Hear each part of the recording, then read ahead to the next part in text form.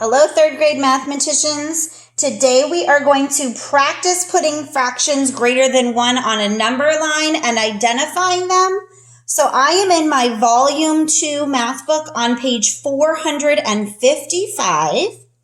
I also have nearby me my notes because I want to be able to refer to them as needed, and my pencil.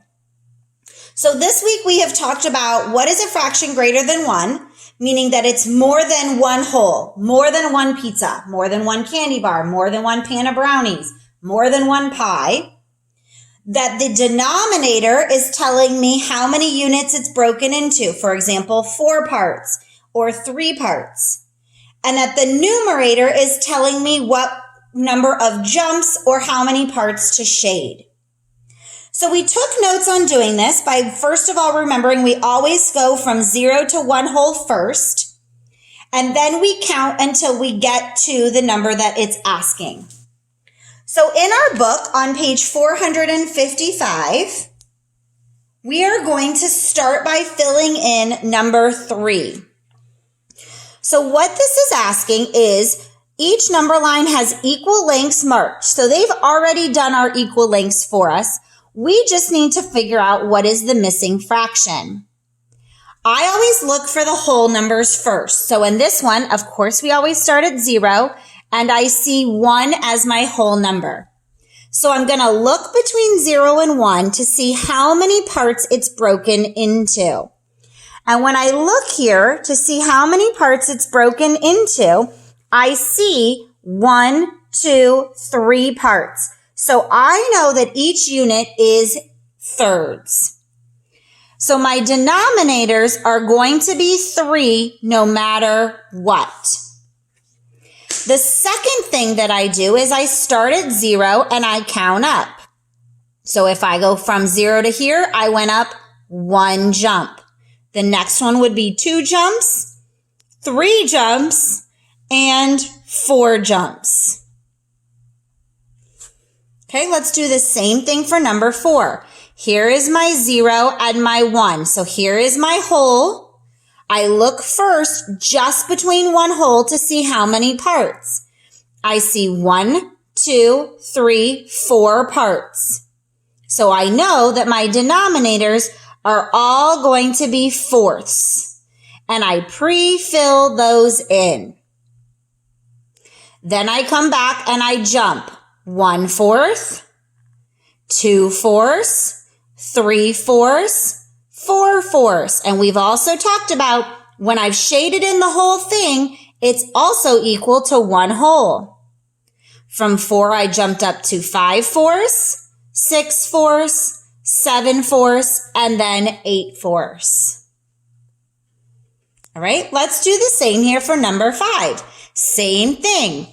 Find my whole numbers, 0 and 1. How many parts is this made up of? 2 parts. So I go ahead and fill in my denominators of 2 to show that it's broken into 2 parts or halves.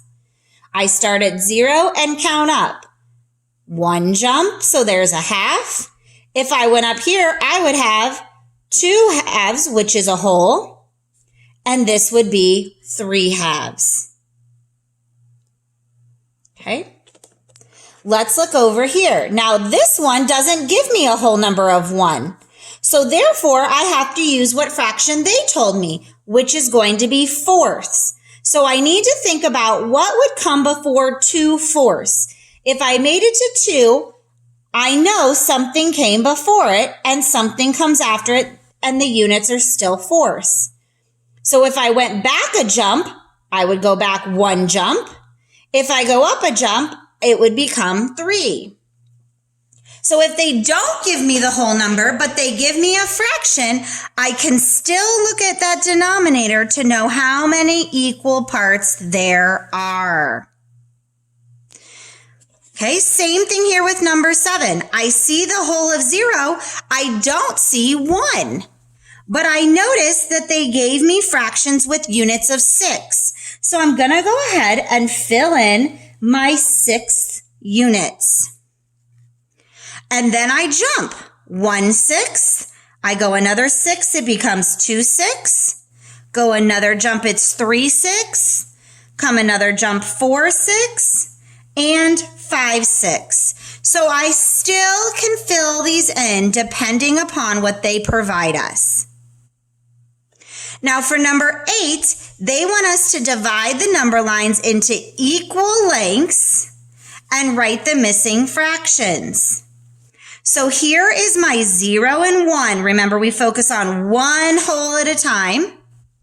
The fraction that they gave us is 2/3, and I know that means 3 parts. Here is 1 part.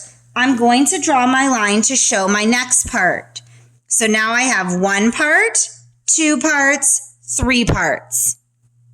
Once we've filled in 1 hole, I come to the next hole and I fill it in to show 3 equal parts again.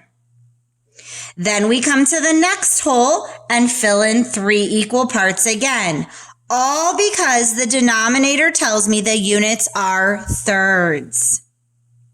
Now we write our missing fractions. So 0 to 1 would be 1/3. Jump again, we have 2/3. Jump again, we have 3/3. And then 4/3, 5/3, 6/3, 7/3, 8/3, and 9/3. All right, let's look down here at number 9. Number 9, they gave me 0 and 1 whole. So I'm only looking at 1 whole at a time again. I see some fractions already here, and the denominators are 8, which tells me I'm breaking it into 8 equal parts. 4/8. Now here's something I always want you to think about. 4 is half of 8. If I take 8 and cut it in half, it would give me 4, which tells me this is in the middle. So therefore, I need to break these apart into groups. Now let's see how many we have here. We have 1, 2, 3, 4, 5, 6. I'm not there yet.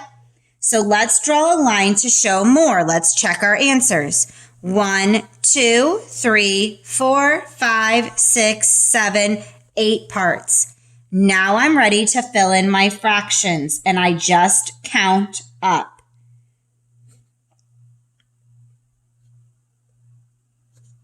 Now, mine aren't perfectly equal, and that's okay, because guess what? I'm still learning. But what is important is that I broke them into the correct number of parts, I labeled them, and I end up with my whole fraction of 8/8 equaling 1 whole. Now, when you do your Savvas lesson this week, make sure you have your book open, because there are problems just like this. Make sure you have your notes nearby so that you can refer back to them. These things are meant to help you understand how to complete the lessons on your own.